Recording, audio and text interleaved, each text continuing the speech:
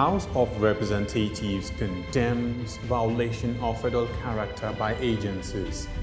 Presidency solicits support of Army in fight against insurgency. Power Minister defends anti-gay attacks. These and other stories in a moment. I am Nten Ekpang with the AM News on Television Nigerian.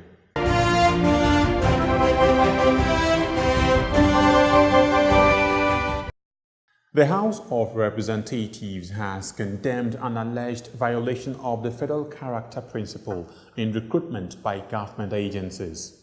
It criticized what it described as a lopsided recruitment process that favors a section of the country against others. In a motion, a member of the All Progressives Congress from Jigawa State, Sani Zoro, observed that the recruitment conducted by many MDAs did not accommodate all sections of the country in an equitable manner. In his reaction, the chairman of the House Committee on Public Accounts, Kingsley Chinda, accused government agencies of taking after the body language of the government. According to Chinda, the federal government had breached Section 14 of the 1999 Constitution in its appointment of heads of security agencies. The chairman of the Special Presidential Investigation Panel for the Recovery of Public Property, Okoye Obonobla, is soliciting the support of the Nigerian Armed Forces in the fight against graft.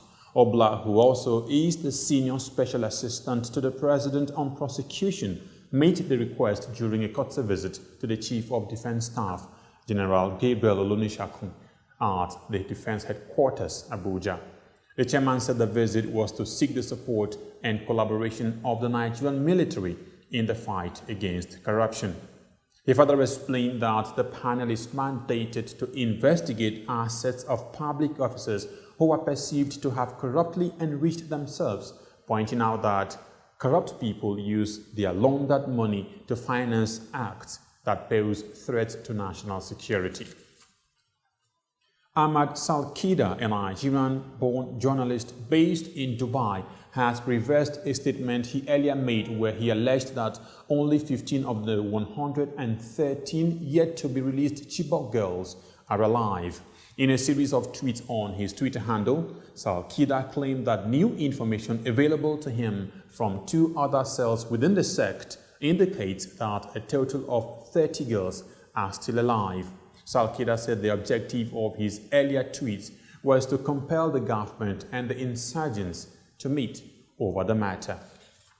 Still ahead, Power Minister denies attacks against same-sex communities. For almost a decade, the Nigerian army have given their all to ensure that our dear country is not overrun by Boko Haram insurgents.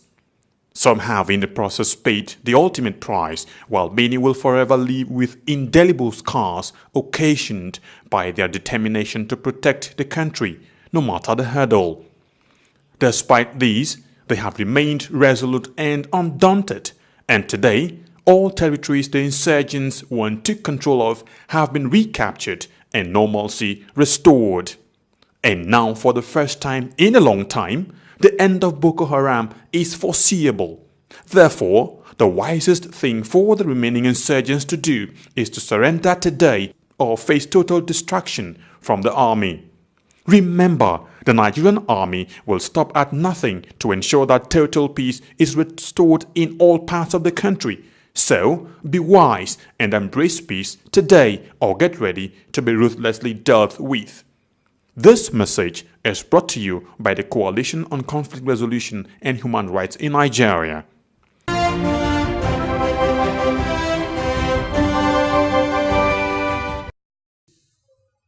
Welcome back.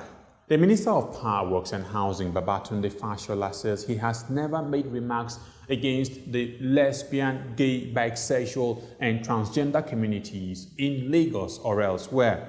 Fashola was accused of various attacks, including of being against over 2 million gays in Lagos State and about an attack on 40 members of the single-sex community in Lagos.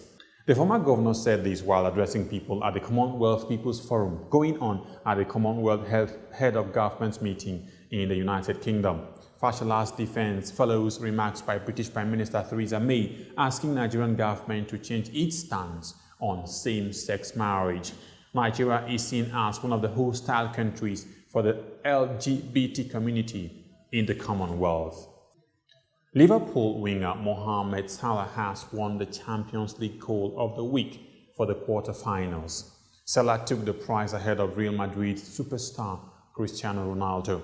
The Egyptian-born Liverpool goal poacher took the vote for his performance against Manchester City in the last 8. Observers, however, believe that Cristiano Ronaldo's superb performance against Juventus beats Salah's record in the tackle with Pep Guardiola's side.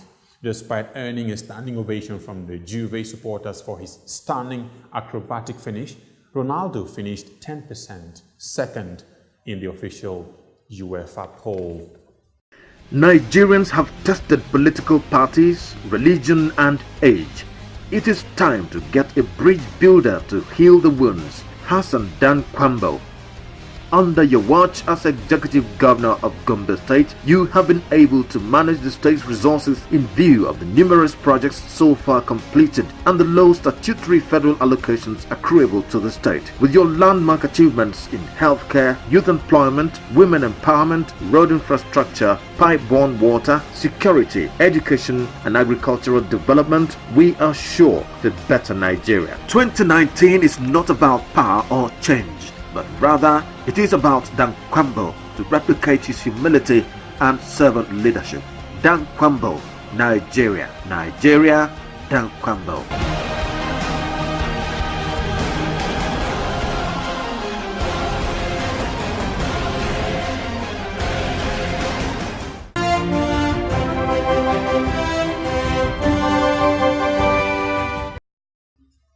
On the foreign scene, United States President Donald Trump has confirmed media report that his CIA chief held secret talks with the North Korea Kim Jong-un in Pyongyang.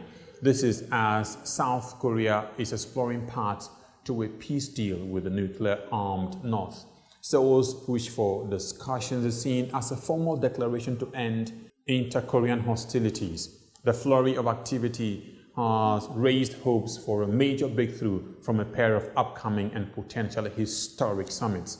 The latest shock move was CIA Director Mike Pompeo's face-to-face meeting with North Korea's young leader, reportedly during the first weekend in April. In a recent tweet, President Trump announced that denuclearization will be a great thing for the world, but also for North Korea.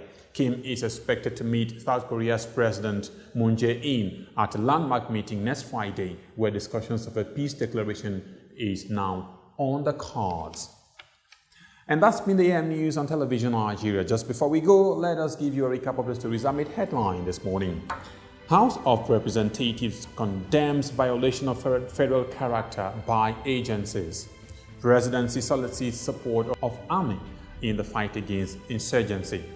Power Minister defends anti-gay attacks. And these were the stories we had for you this morning. Remember, only fools make enemies of those fighting their friends. I am Nten Ekbang. Good morning.